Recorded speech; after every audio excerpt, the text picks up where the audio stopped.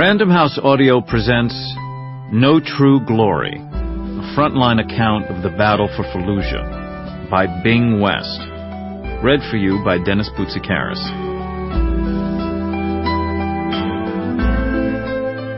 The obscure hardscrabble industrial city of Fallujah erupted into the major battle of the Iraqi insurgency, involving 15,000 combatants and claiming 153 American and thousands of Iraqi lives.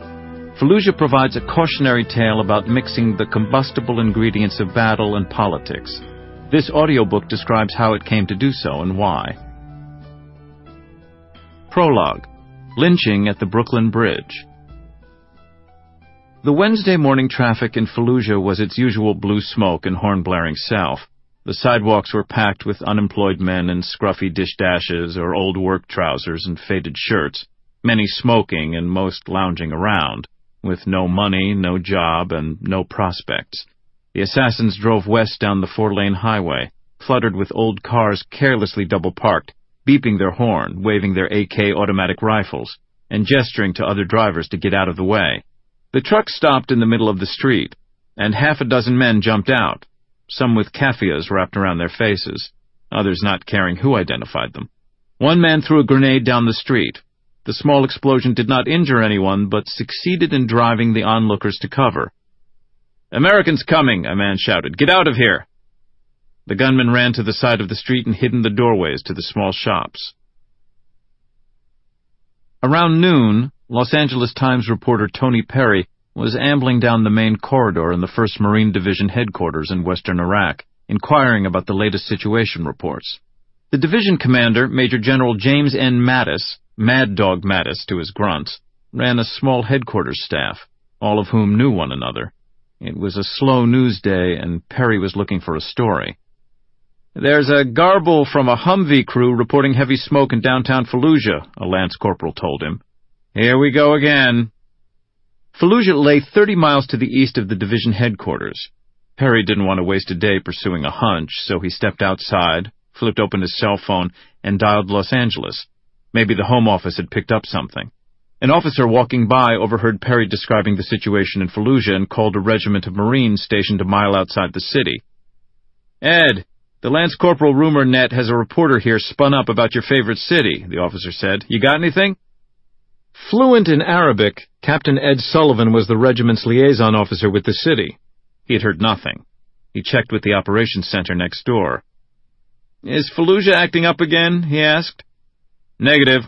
All quiet," the watch officer replied. Sullivan walked back to his office, where a sergeant at the adjoining desk was pointing at his computer. "Reuters is running a story that vehicles were hit downtown." Sullivan went back into the ops center. "Something's happening. I'll call the mayor and the police chief. Can we get a UAV launched?"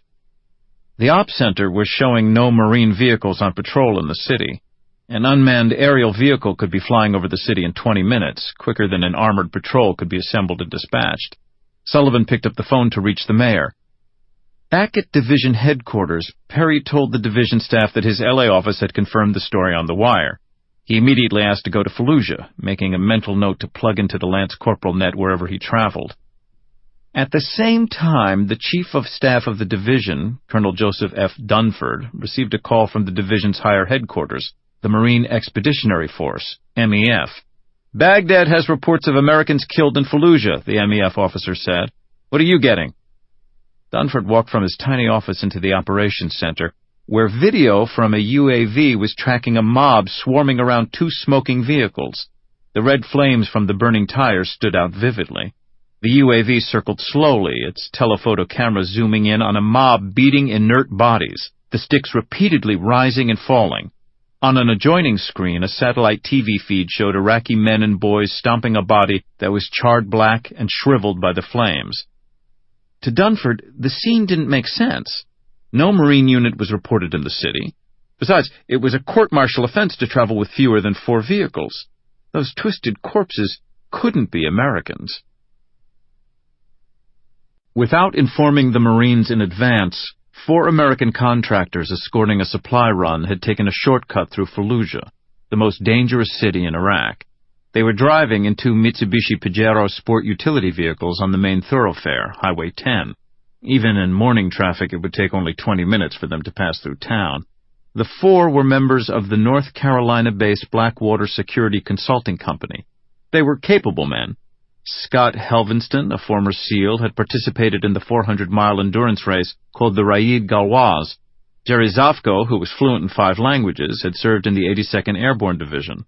Michael Teague had won the Bronze Star in Afghanistan. Wesley Badalona had served both as a paratrooper and as a ranger. The contractors crept along in the dense traffic, passing on their right the main police station and the walled compound of the city council, formerly the headquarters for the Ba'ath Party. The government center in Midtown was the final landmark where the contractors could have turned back, had any Iraqi policeman waved them down. No Iraqi, though, raised a hand to warn them. Minutes later, emerging from the doorways of shops, insurgents dashed into the street and sprayed both vehicles. With no armor plating on the vehicles, the 4 men inside were riddled with bullets. They had no chance to fire back. The firing ceased, the shooters drove off, and a crowd of men and boys approached. When an American with bullet wounds in his chest staggered out and fell to the ground, he was kicked, stomped, stabbed, and butchered. A boy ran up with a can of gasoline, doused the SUVs, and struck a match. The black smoke pointed like a finger up into the sky, attracting a swelling crowd. Egged on by older men, boys dragged the smoldering corpses onto the pavement and beat the charred flesh with their flip-flops to show that Americans were scum under the soles of their shoes. A body was ripped apart, and a leg attached to a rope was tossed over a power line above the highway. Colonel Dunford reached General Mattis, who was out in the field, by radio. "A mob in Fallujah has killed some American contractors. It looks like a scene from Somalia," Dunford said. "Baghdad wants us to go in." "What's your take?" Mattis asked. "The contractors are dead," Dunford said. "If we go in to get their bodies, we'll have to kill hundreds, including kids. Captain Sullivan says the police chief promises to return the bodies. I recommend we stay out." "Where does the MEF stand?" "General Conway thinks we should let the mob exhaust itself," Dunford said. General James T. Conway commanded the Marine Expeditionary Force. He was Mattis's direct boss. "That's it, then," Mattis said. "Rushing in makes no sense." The macabre carnival in Fallujah continued all day, the crowds spurring on one another, shouting, "Viva Mujahideen! Long live the resistance!" 2 of the charred corpses were dragged behind a car through the souk, past rows of small shops and hundreds of cheering men, to the green trestle bridge that the Americans called the Brooklyn Bridge. There the mob hung the bodies from an overhead girder, 2 black lumps dangling at the end of ropes. Technicolor video of the ghoulish scenes, taped by the UAV, was played at the division, at the MEF, at higher headquarters in Baghdad, and at ops centers in Washington. Frustration and anger built hour by hour. In Fallujah, crowds proud to show their handiwork greeted Iraqi photographers. Graphic footage was sold to the networks in Baghdad and broadcast worldwide. The next day's front-page photos were stunning. Young men smiling and waving as if their soccer team had won a championship match, while behind them dangled the blackened corpses of Americans.